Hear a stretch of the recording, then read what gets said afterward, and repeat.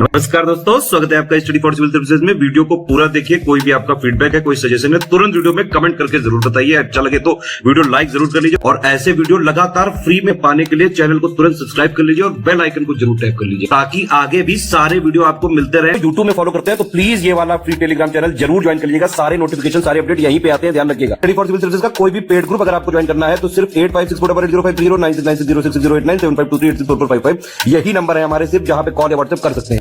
Instagram पे हमारा page जरूर फॉलो कर लीजिएगा, studyforcivil.services है। ट्विटर पे हमको जरूर फॉलो कर लीजिएगा, @studyforcivils है। सारे क्वेश्चन अटेम्प्ट करिए और स्कोर अपना तुरंत कमेंट करके बताइए। दोस्तों नमस्कार, स्टडी फॉर सिविल सर्विसेज में आप सभी का बेहद स्वागत है। मैं अंशुमन आपका स्वागत करता हूं। यहां पे इस वीडियो सीरीज में हम इलाहाबाद हाईकोर्ट RO 2023 की जो वैकेंसीज आने वाली हैं उसके लिए पेड क्विज जो हमारी हैं पेड ग्रुप्स की, उसको वीडियो फॉर्मेट में देखेंगे। यहाँ पे हमारे पेड ग्रुप्स में एडमिशन लेने के लिए जो हमारा ग्रुप अभी हाल ही में स्टार्ट हुआ है उसमें एडमिशन अगर आप लेना चाहते हैं अपनी सिलेक्शन वाली तैयारी के लिए तो डिस्क्रिप्शन बॉक्स में देखिए कॉन्टैक्ट डिटेल्स हैं, उस पर कॉन्टैक्ट करके आप बिल्कुल नॉमिनल फीस पे एडमिशन लेके पूरी तैयारी कर सकते हैं हमारे साथ, ठीक। और आपका ये एग्जाम वनडे टाइप का है क्योंकि जैसे जो लास्ट ईयर का पैटर्न था, जो लास्ट वैकेंसी हुई थी उसमें सेम डे एग्जाम भी हुआ था और सेम डे आपकी जो टाइपिंग टेस्ट होता है वो भी हो गया था, ठीक है। तो ऐसी स्थिति में यहाँ पे आपको पता है कि 200 क्वेश्चंस का पेपर होता है जो कि फैक्चुअल यानी कि क्वेश्चन आंसर फॉर्मेट में MCQ बेस्ड होता है। तो यहाँ पे आपको मैक्सिमम फैक्ट्स को जानना जरूरी है जो कि आपके एग्जाम के लिए जरूरी होंगे क्योंकि डिस्क्रिप्टिव टाइप का कुछ एग्जाम होता नहीं है इसमें। तो ये सीरीज आपको उसी क्रम में बहुत ही ज़्यादा फायदा करेगी क्योंकि मोस्ट एक्सपेक्टेड जो क्वेश्चंस हैं उसको यहाँ पे कवर करवाया जाता है, ठीक। हम जो भी सिलेबस के पॉइंट्स हैं आपके पूरे, उम्मीद है कि अगली वैकेंसी में भी जो लास्ट वैकेंसी में सिलेबस था वही होगा। तो अभी उसी को हमें आधार मान करके पूरी सीरीज चलाएंगे जिसमें हम GS के भी क्वेश्चंस देखेंगे, इंग्लिश के देखेंगे, हिंदी के भी देखेंगे, कंप्यूटर को भी देखेंगे, ठीक। ऐसे पूरी तैयारी आपकी यहाँ पे फ्री में भी हो सकती है। तो इसको हमारे चैनल पर अगर नए भी हैं तो प्लीज़ सब्सक्राइब करके, है ना, फॉलो करते रहें और एडमिशन लेने के लिए कॉन्टैक्ट डिटेल्स पर कॉन्टैक्ट कर लें, ठीक। तो बिना किसी देरी के हम पहले क्वेश्चन से स्टार्ट करेंगे। चलिए, पहला क्वेश्चन है कि पूर्ण रूपेण हिंदी भाषा का पहला समाचार पत्र जिसका नाम है उद्दंत मार्तंड, इसका नाम ध्यान रखिएगा, ठीक। कि हिंदी भाषा में जो सबसे पहला समाचार पत्र भारत में संपादित हुआ उसके संपादक कौन थे। तो ये जो है पब्लिश हुआ उद्दंत मार्तंड जो है मई 1826 में। कहाँ से? कलकत्ता से। और इसके जो संपादक थे इनका नाम था पंडित जुगल किशोर शुक्ल। तो नाम ध्यान रखेंगे, दोनों फैक्ट। यहाँ पे जो क्वेश्चन सही होगा हम उसको टिक करेंगे। तो देखिए ये रंग बिरंगे गुब्बारे जो हैं आ रहे हैं साइडों से, ठीक। तो यहाँ पे विकल्प B जो है हमारा करेक्ट आंसर है। भारत के किस क्षेत्र पर जैनुल आबदीन ने राज किया था, ठीक है। ये शासक का नाम है, इसका पूरा नाम था गियासुद्दीन जैनुल आबदीन और इसने शासन किया था जो है कश्मीर पे, जो वर्तमान कश्मीर आप देखते हैं। तो यहाँ पे ये जो है शाह मीर डायनेस्टी होती थी उस पर इसने शासन किया था। और इसका जो मतलब ये टाइम पीरियड है अगर हम बात करें तो 1420 से लेकर के 1470 के मध्य जो है ये टाइम पीरियड है। तो उसको ध्यान रखेंगे, विकल्प A करेक्ट हो जाएगा। अब इसमें देखिए निम्नलिखित में से कौन से यूरोपीय यात्री जहांगीर के शासनकाल में भारत आए और उन्होंने जहांगीर के शासनकाल का मूल्यवान विवरण दिया। तो आपने जैसे हिस्ट्री में पढ़ा होगा कई सारे फॉरेन ट्रैवलर्स आते थे और संबंधित उस समय के जो इतिहास होते थे या शासकों के बारे में उन्होंने इन्फॉर्मेशन आगे चल करके दी है, ठीक। तो यहाँ पे मुगल बादशाह जहांगीर के टाइम पीरियड में आप देखेंगे तो जैसे विलियम हॉकिंस काफ़ी फेमस है, ये आया, विलियम फिंच आया था, है ना, फ्रांसिस्को पैलसर्ट आया था, ये तीनों ही आए थे। जैसे ये ऊपर के दोनों ब्रिटिशर्स थे, ये फ्रांसिस्को जो है ये डच ट्रैवलर था, ठीक है। इसके अलावा भी जैसे कुछ 2-3 लोग और आए थे, उनकी पूरी एक लिस्ट देखिएगा। जैसे थॉमस कॉरियार्ड था, ठीक है, एक जॉन जर्डन करके था, ठीक। ये तो मोस्टली इसमें ब्रिटिशर्स ही थे। यहाँ पे तीनों को ही चुनेंगे हम, D विकल्प। इसमें देखिए भारत में प्रकाशित प्रथम समाचार पत्र कौन सा था, जो आप न्यूज़पेपर पढ़ते हैं आज की डेट में। तो भारत में देखेंगे सबसे पहले जो पब्लिश हुआ उसका नाम था the Bengal gazette, option A जो है। अगर इन पर्टिकुलर ईयर कभी आपसे पूछ लिया जाए तो वो भी याद रखिएगा, 1780। निम्नलिखित में से किसने महाराष्ट्र में विधवाओं की स्थिति में सुधार एवं स्त्री शिक्षा के उन्नयन के लिए सर्वाधिक योगदान दिया, ठीक। यहाँ पे देखिए दोनों भाषाओं में हम क्वेश्चंस को देख रहे हैं, Hindi as well as English में भी, ठीक है। तो आप जिसमें भी कंफर्टेबल हैं उसको आप फॉलो करें। तो यहाँ पे देखेंगे कि ब्रिटिश राज में महाराष्ट्र के रीजन में जो है विधवाओं की स्थिति में सुधार और स्त्री शिक्षा को बढ़ाने में DK कर्वे ने जो है काफ़ी योगदान दिया था, ठीक। विकल्प B जो है इंग्लिश में थोड़ा गलत लिखा हुआ है, ठीक है, कोई नहीं। इनका पूरा जो नाम था ढूंढो केशव कर्वे था और कई बार महर्षि कर्वे भी लिखा हुआ मिलेगा, तो इसको भी ध्यान रखिएगा। आगे देखें अल्कोहल यानी कि जैसे कि एग्जांपल के तौर पे शराब का एग्जांपल ले लीजिए आप, ठीक। तो ये जो है पानी की तुलना में अधिक वाष्पशील होता है, ठीक है। जैसे कि अगर दोनों को मान लीजिए कहीं आप रखिए ऐसे पॉट में, तो जो इसका कह लीजिए वाष्पन होगा अल्कोहल का जल्दी हो जाएगा पानी की तुलना में, ठीक। तो ऐसा क्यों होता है? क्योंकि अल्कोहल का जो बॉइलिंग पॉइंट है वो पानी से कम होता है, ठीक। आगे देखें धनराज पिल्लई का संबंध निम्नलिखित में से किस खेल से है? तो फॉर्मर जो है ये इंडियन हॉकी प्लेयर थे, ठीक है, और भारतीय हॉकी टीम के कैप्टन भी रहे थे। सिंधु घाटी सभ्यता के संबंध में निम्नलिखित में से कौन सा कथन सही नहीं है? ठीक, तो यहाँ पे 4 स्टेटमेंट देखेंगे इंडस वैली सिविलाइजेशन के संबंध में। तो गलत जो है सी वाला हो जाएगा। लिखा है कि धान की खेती करने के साक्ष्य जो हैं, है ना, वो मोहनजोदड़ो से प्राप्त हुए हैं, तो ये गलत है। इंडस वैली सिविलाइजेशन का एक साइट है लोथल, ठीक है, जो गुजरात में है इंडिया के, तो यहाँ से हमें धान के साक्ष्य मिले हैं। बाकी के जो विकल्प हैं इंडस वैली सिविलाइजेशन के रेफरेंस में, ये ठीक है, इनको देख लीजिए। आगे देखें सिंधु घाटी सभ्यता के संबंध में कौन सा कथन फिर से सही नहीं है? ठीक है, ये बहुत ध्यान से देखा करिए कि क्या पूछा गया है, सही पूछा गया है कि सही नहीं है पूछा गया है। कई बार आप लोगों के क्वेश्चन इसी वजह से गलत हो जाते हैं, आपको आता रहता है फिर भी, ठीक। तो इस वाले में गलत है। रोपड़ को लघु हड़प्पा भी कहा जाता है। जैसे हड़प्पन साइट काफ़ी एक बड़ी है, ठीक है, पूरे इंडस वैली सिविलाइजेशन में, तो उसी की कह लीजिए रूप में एक अन्य साइट है जो लोथल, यही अभी हमने ऊपर बात की थी, ठीक, उसको स्मॉल हड़प्पा की संज्ञा दी जाती है, रोपड़ को नहीं, ठीक है। रोपड़ कहाँ पे है? जो वर्तमान भारत का पंजाब है, ठीक, वहां पे स्थित है। निम्नलिखित में से कौन सा एकमात्र पानी में घुलनशील विटामिन है जिसे कई वर्षों तक यकृत में संग्रहित किया जा सकता है? ठीक, तो हमारे जो है बॉडी में लिवर में स्टोर हो सकता है विटामिन B12। जैसे ओवरऑल आप देखते हैं कि 2 प्रकार के विटामिन आप पढ़ेंगे, फैट सॉल्युबल और वाटर सॉल्युबल, ठीक। तो वाटर सॉल्युबल में 2 प्रकार के होते हैं, विटामिन बी और सी। इसके अलावा जो बाकी हैं वो फैट सॉल्युबल हैं, ठीक। तो विटामिन बी में ही इसके कई प्रकार होते हैं, तो विटामिन B12 के बारे में यहाँ पे बताया गया है। अब देखिए यहाँ पे 2 स्टेटमेंट फिर से हैं, कौन सा सही पूछा गया है ये बताना है, ठीक। तो उत्तर वैदिक काल यानी कि जब हम एंशिएंट हिस्ट्री में आप पढ़ेंगे इसको डिटेल में, तो लेटर वैदिक पीरियड जो है उसमें आप ये जानते हैं कि आर्यों की हिस्ट्री के बारे में इधर हमारे जो वैदिक हिस्ट्री है उसमें बताया गया है। तो आर्यों के प्रसार का वर्णन जो शतपथ ब्राह्मण है ना, ब्राह्मण ग्रंथों के बारे में भी आप पढ़ेंगे, तो शतपथ ब्राह्मण में एक कथा है जिसका नाम है विदेध माधव की कथा, ठीक। उसमें यहाँ पे आर्यों के प्रसार का वर्णन बताया गया है कि कैसे उनका इंडियन सब कॉन्टिनेंट तक प्रसार हुआ, ठीक। सेकंड स्टेटमेंट है कि ऋग्वेद जो हमारा सबसे पुराना वेद है उसके नदी सूक्त में 32 नदियों का उल्लेख मिलता है, ये गलत है। हमारे इसमें ऋग्वेद में कुल 21 नदियों के बारे में बताया गया है, ठीक। तो सिर्फ पहला स्टेटमेंट हमारा करेक्ट है। इसमें देखें कौन सा तत्व वनस्पति तेल को घी यानी कि ठोस वसा में परिवर्तित कर देता है?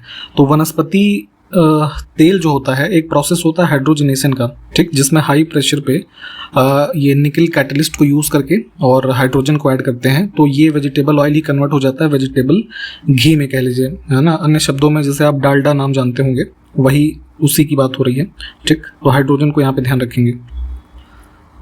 अब देखें इकोलॉजी इकोसिस्टम में आप ये पढ़ेंगे फूड चेन के बारे में, तो वही यहाँ पे स्टेटमेंट है कि एक पारितंत्र की खाद्य श्रृंखला में जीवों का अंतिम समूह बैक्टीरिया और कवक हैं, जिन्हें क्या कहा जाता है? तो फूड चेन में देखेंगे जितने भी हमारे कह लीजिए लेवल्स पे जीव जंतु हैं, तो सबसे अंतिम में बैक्टीरिया और ये फंगस यानी कवक हैं, ठीक। तो ये डिकम्पोजर होते हैं, ठीक है। बाकी डेड और इस तरह के जो चीज़ हैं उसको डिकम्पोज करने का मुख्य रूप से इनका कार्य होता है।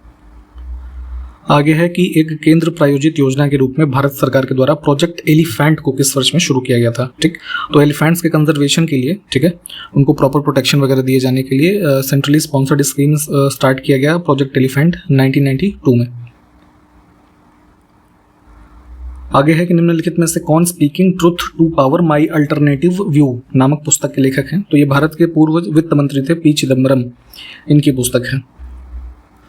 भारतीय संविधान के किस अनुच्छेद के तहत एक केंद्र शासित प्रदेश का प्रशासक अध्यादेश जारी कर सकता है? ठीक, अध्यादेश के बारे में आप जानते हैं कि जब सदन जो उस राज्य का सेशन में नहीं है तो ऐसी स्थिति में वहाँ पे जैसे अब यूनियन टेरिटरी की बात हो रही है तो वहाँ पे एडमिनिस्ट्रेटर या फिर लेफ्टिनेंट गवर्नर होते हैं। ठीक, तो ये ऑर्डिनेंस जारी कर सकते हैं आर्टिकल 239B के तहत। ठीक है, किसी राज्य का जो गवर्नर होता है वो आर्टिकल 213 के तहत करता है और जो प्रेसिडेंट हैं ये करते हैं आर्टिकल 123 के अंतर्गत। आगे है लोकसभा अध्यक्ष के चुनाव की तिथि किसके द्वारा निर्धारित की जाती है। ठीक, तो जब लोकसभा का चुनाव होता है नया, तो नई जो कह लीजिए लोकसभा चुन करके आई है, तो उसी के सदस्यों के मध्य से जो है किसी एक को लोकसभा के अध्यक्ष यानी कि स्पीकर के रूप में चुना जाना होता है। तो ऐसे इलेक्शन का जो निर्धारण होता है उस तिथि का, वो राष्ट्रपति करते हैं। इसमें देखें किसमें कोशिका भित्ति नहीं होती है। ठीक, तो जैसे आप ये पढ़ेंगे बायोलॉजी में, है ना, तो सेल वॉल और ये सब चीज़ों के बारे में वहाँ पढ़ेंगे। तो उसी क्रम में यहाँ पे माइकोप्लाज्मा जो है ये बेसिकली सबसे स्मॉलेस्ट बैक्टीरियल सेल होती है, और इसमें देखेंगे तो कोई सेल वॉल यानी कि कोशिका भित्ति नहीं होती है। थोड़ा सेल्स के बारे में डिटेल में पढ़िएगा। किसी देश में उत्पादित वस्तुओं और सेवाओं का कुल मूल्य होता है जो इसे एक विशिष्ट समय सीमा में मापा जाता है। तो ये परिभाषा है किसकी, सकल घरेलू उत्पाद यानी कि ग्रॉस डोमेस्टिक प्रोडक्ट, जीडीपी की। जीडीपी का मतलब होता है कि total GDP equals to total value of goods plus services. ठीक है, अब इसको मेजरली जो है एक साल की समय सीमा में मापते हैं। ठीक, तो ध्यान रखेंगे। आगे देखिए निम्नलिखित में से कौन से कार्यकलाप किसी अर्थव्यवस्था के द्वितीय क्षेत्र से संबंधित हैं। तो इकोनॉमी में आप देखेंगे मेजरली आप 3 सेक्टर्स के बारे में पढ़ेंगे, जिसमें जो एक्टिविटीज़ हैं हमारी इकोनॉमिक, उनको डिवाइड किया जाता है। ठीक, प्राइमरी सेक्टर, सेकेंडरी और टर्शरी। ठीक है, तो प्राइमरी में मोस्टली एग्रीकल्चर से संबंधित एक्टिविटीज़ आती हैं, सेकेंडरी में मैन्युफैक्चरिंग, है ना, ये आता है, और टर्शरी में सर्विस सेक्टर आता है। ठीक, तो यहाँ पे जो भी ऑप्शंस दिए हुए हैं द्वितीय क्षेत्र यानी कि सेकेंडरी से पूछा गया है, तो अब इसमें जैसे कृषि उपकरण निर्माण हो जाएगा सेकेंडरी हमारा, लीगल कंसल्टेशन, बैंकिंग, ये सब सर्विसेज में आ जाएगा, टी गार्डन हमारा प्राइमरी में आ जाएगा। ठीक, तो इस तरीके से कुछ ध्यान रखें। अब यहाँ पे इंग्लिश के क्वेश्चंस को देखिए कि fill in the blanks with most appropriate option. तो एक सेंटेंस है, the designers dash consisted mainly of earth tones. तो डिजाइनर्स यहाँ पे बेसिकली पैलेट होना चाहिए। पैलेट का मतलब एक तरीके से मुझे कोई पट्टिका या फिर चटाई कह लीजिए, है ना, तो उसी की अलग अलग स्पेलिंग दे रखी है, तो सही होती है विकल्प ए वाली। इसमें देखें करेक्ट सिनोनिम बताना है जो हमारे पास वर्ड दिया हुआ है वेस्टफुल। तो वेस्टफुल का मतलब होता है हमारा एक तरीके से समझिए कह लीजिए उदास, है ना, तो यहाँ दिए हुए विकल्पों में से क्लमजी हम इसको कह सकते हैं। ठीक है, नेक्स्ट देखिए which of the following options best replaces the set of words given below.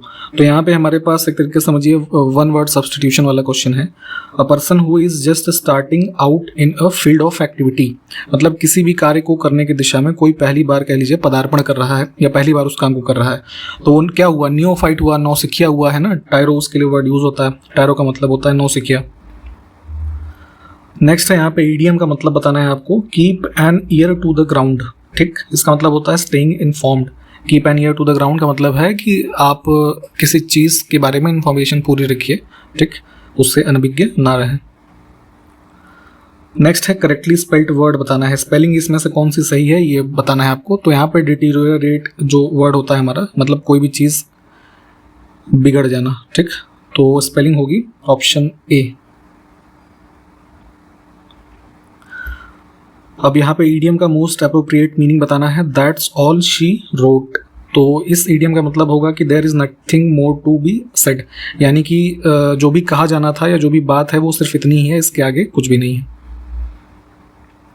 अब इसमें इनकरेक्टली स्पेल्ड वर्ड बताना है। 4 हमारे पास स्पेलिंग दी हुई हैं, तो यहाँ पे विकल्प ए गलत हो जाएगा। कलोकियल एक वर्ड होता है जिसका मतलब होता है बोलचाल की भाषा। ठीक है, तो इसकी स्पेलिंग जो करेक्ट होगी वो ये होती है COLLOQUIAL। ठीक,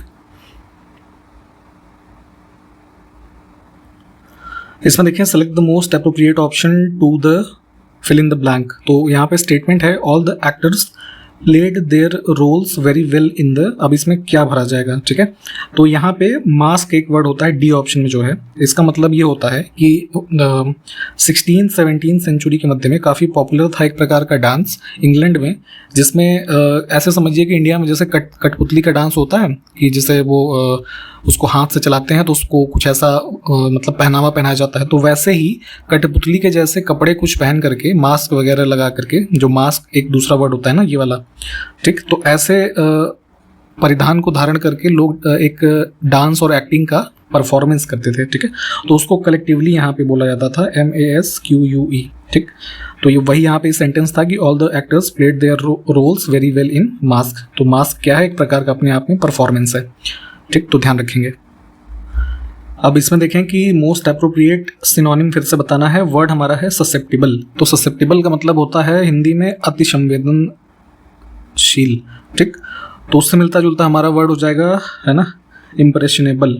ठीक, ये भी है अति संवेदनशील या जल्दी ही प्रभावित होने वाला कोई ऐसा व्यक्ति। आगे है कि एक इडियम फिर से है, उसके अप्रोप्रिएट मीनिंग को बताना है। तो इडियम है टू क्रो ओवर समथिंग। ठीक, तो इसका यूज होता है to crow over something, especially जब आपकी किसी के ऊपर जीत हो जाए, है ना। तो एक वर्ड होता है कि जैसे टू ब्रैग, है ना, इसको ऐसे भी एक्सप्रेस करते हैं। या फिर अगर इन विकल्पों में देखें तो टू क्रो ओवर समथिंग का मतलब हो जाएगा टू रेवल बोस्टफुली ओवर समथिंग। हिंदी में एक जैसे वर्ड होता है शेखी भगाना, है ना, तो वही यहाँ पे इसका मतलब होता है कि किसी के ऊपर अपनी शेखी भगाना। स्पेशली इसका यूज़ तब होता है जब आप किसी के, जैसे दो लोग आपस में कुछ खेल खेल रहे हैं, आपकी जीत हो जाए तो आप ऐसे कुछ ज़्यादा ही, है ना, ओवर सेलिब्रेट करें, तो उस सेंस में इसको यूज़ किया जाता है। अब इसमें हिंदी के क्वेश्चंस को देखिए। जो लोक में संभव न हो, ठीक, इस संसार में संभव न होने वाली वस्तु, उसके लिए क्या वर्ड यूज होता है? अलौकिक। इसमें निम्नलिखित में से तत्सम पुल्लिंग शब्द कौन सा है? ठीक, तो तत्सम तद्भव के बारे में भी पढ़ना है आपको। अब तत्सम में भी पुल्लिंग शब्द होता है परिमार्जन। ठीक, इसमें देखें वर्तनी के अनुसार शुद्ध शब्द का चयन करना है। तो यहाँ पे जो वर्ड हमारे पास लिखे हैं, जैसे संबंध विच्छेद होगा तो विच्छेद शब्द हमारा ठीक है ना। निरपेक्ष गलत है, निरपेक्ष को कुछ ऐसे लिखेंगे। ठीक, संवाद के लिए ये यूज होता है। और तरुछाया जो वर्ड है ये गलत है। तरुछाया का मतलब जैसे पेड़ की छांव में बैठना, तो तरुछाया होता है ना, तरुछाया। ठीक, आगे है कि विमल ताजा हरा अमरूद बेच रहा है। ठीक, ये मतलब हमारा सेंटेंस है। तो इसमें ताजा पद जो है वो क्या है? तो अमरूद की विशेषता बता रहा है। और कैसी विशेषता? गुण, है ना, तो गुणवाचक विशेषण जो है। इसमें पर्यायवाची शब्द युग्म कौन सा है ये बताना है। तो इसमें डी विकल्प करेक्ट हो जाएगा। ये बेसिकली समुद्र या सागर के पर्यायवाची है। अवधि, वारिश, या फिर जैसे रत्नाकर, वारिधि, उदधि, ये सब वर्ड होते हैं इसके। आगे है एक शब्द है गंगोर्मी। इसमें प्रयुक्त संधि कौन सी है ये बताना है। ठीक, तो देखिए दो शब्द इसमें जो हमारे जुड़े हैं, गंगा और उर्मी। ठीक है, इसमें बना है हमारा गंगोर्मी शब्द। तो इसमें हो क्या रहा है, यहाँ पे आ और ऊ के मेल से ओ बन करके गंगोर्मी बन रहा है ना, ऐसे। तो यहाँ पे आप जानते ही होंगे कि जैसे जब इस प्रकार से आ प्लस ऊ, है ना, या आ के साथ ई आई, इस प्रकार के शब्द जुड़ते हैं तो ऐसी जो बनी हुई संधियाँ हैं वो गुण संधि कहलाती हैं।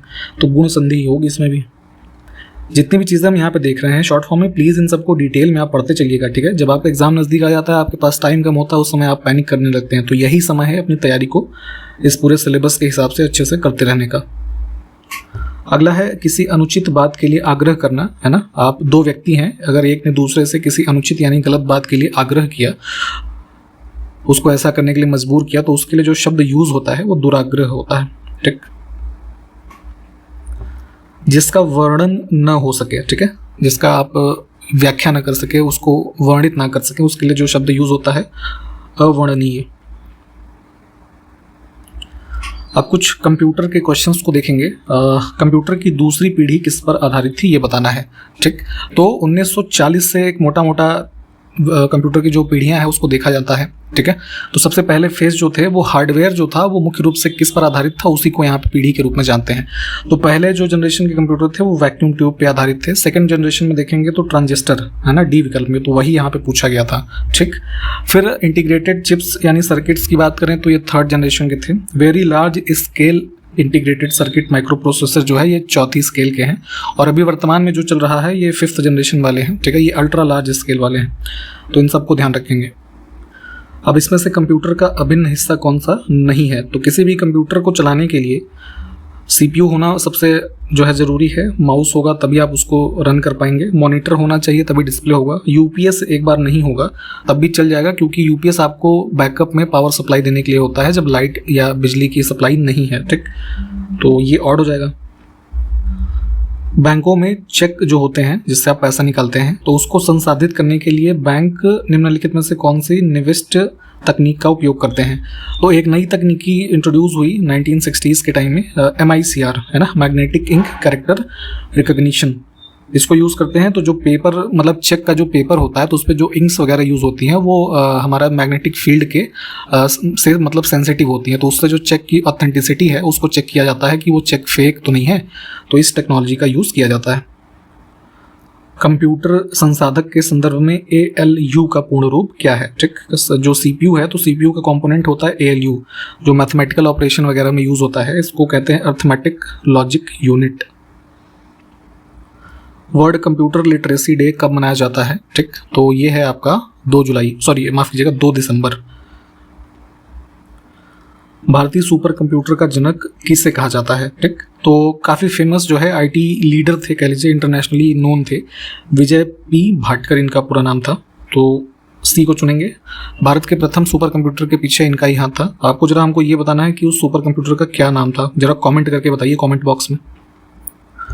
कंप्यूटर निम्नलिखित में से कौन सा कार्य नहीं करता है? ठीक है, तो देखिए कंप्यूटर्स में क्या है, आप कोई भी कमांड देंगे, कोई भी इनपुट देंगे तो उसको वो उस कार्य को एग्जीक्यूट कर सकता है, प्रोसेस कर सकता है, किसी भी एक्शन को कंट्रोल कर सकता है, परंतु उसके पास उस पर्टिकुलर चीज़ को खुद से समझने की अंडरस्टैंडिंग नहीं है। ठीक है, नेक्स्ट है सिलिकॉन वैली ऑफ इंडिया जो है कहाँ लोकेटेड है? तो सिलिकॉन वैली बेसिकली जो है IT सेक्टर का जो यहाँ पे कह लीजिए हब हो उस तरीके के एरियाज को रेफर किया जाता है। इंडिया में ये जो हमारा प्लेस है सिलिकॉन वैली ऑफ इंडिया के नाम से जाना जाता है, ये है बेंगलुरु। IT इंडस्ट्रीज़ यहाँ पे काफ़ी ज़्यादा हैं, आप ये जानते ही होंगे। नेक्स्ट है Indian institute of remote sensing, ये कहाँ पे स्थित है? ऐसे इंस्टीट्यूशंस के लोकेशन भी पूछे जाते हैं, तो ये है उत्तराखंड में, देहरादून में। इसमें से देखिए किसको भारत की सूचना प्रौद्योगिकी और दूरसंचार क्रांति का जनक कहा जाता है? तो ये 1984 से देखेंगे इंडिया में डिजिटल इंफ्रास्ट्रक्चर को डेवलप करने का कार्य किया था जो भारत के पूर्व प्रधानमंत्री राजीव गांधी थे। ठीक, तो उन्हीं को यहाँ पे इसका फादर ऑफ इंफॉर्मेशन टेक्नोलॉजी की संज्ञा दी जाती है।